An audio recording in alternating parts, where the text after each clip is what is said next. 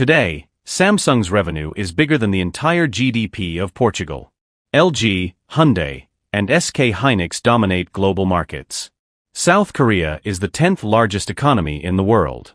Korean technology is in your phone, your TV, your car. But here's what nobody tells you.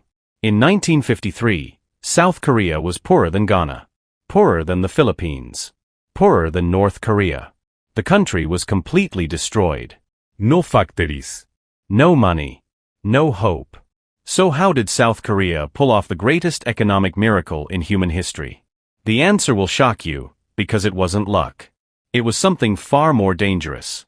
Most people think South Korea succeeded because of democracy or American help. Wrong. The real story involves a military dictator, desperate gambles, and a strategy so risky that it could have destroyed the country forever. This is the untold story of how South Korea went from absolute poverty to tech superpower in just 50 years. And by the end of this video, you'll understand why no other country has been able to copy Korea's success. Let's go back to 1953.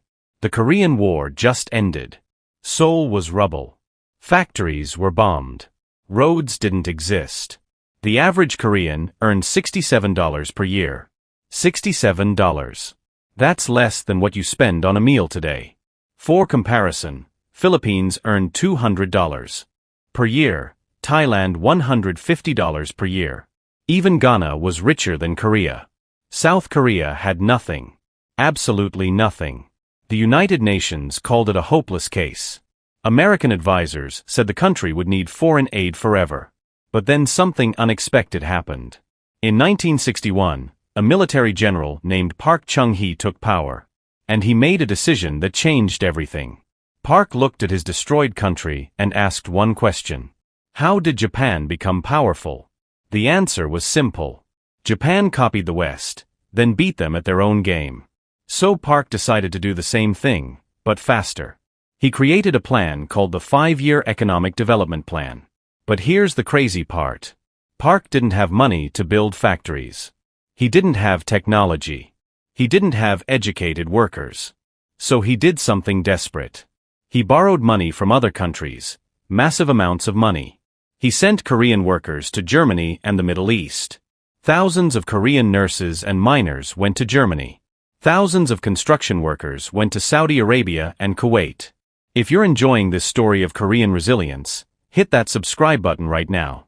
Because we're about to reveal the secret strategy that changed everything. Don't miss it. These workers sent money back home. Every month, millions of dollars came back to Korea. But Park didn't waste this money on food or buildings. He invested everything into factories. Steel factories. Chemical factories. Shipbuilding factories.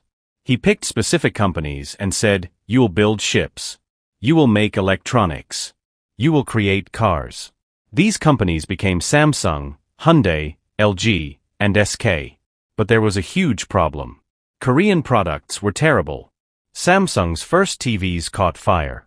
Hyundai's first cars broke down after a few months. The world laughed at Korean products. Made in Korea was a joke. It meant cheap, low quality, garbage. But Park didn't give up. He made a brilliant move. He told these companies, if you want to survive, you must export. You must sell to America, Europe, Japan. If you can't compete globally, you will die. This was the key. Korean companies couldn't hide behind protective walls. They had to compete with the best in the world or disappear. So what did they do? They copied. Samsung copied Sony. Hyundai copied Toyota. LG copied Panasonic. But here's what made Korea different. They didn't just copy. They improved. They made products cheaper, faster, better. While Japan focused on perfection, Korea focused on speed and price.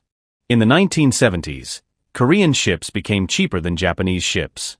In the 1980s, Korean electronics became more affordable than Japanese electronics. In the 1990s, Korean cars became reliable alternatives to Japanese cars.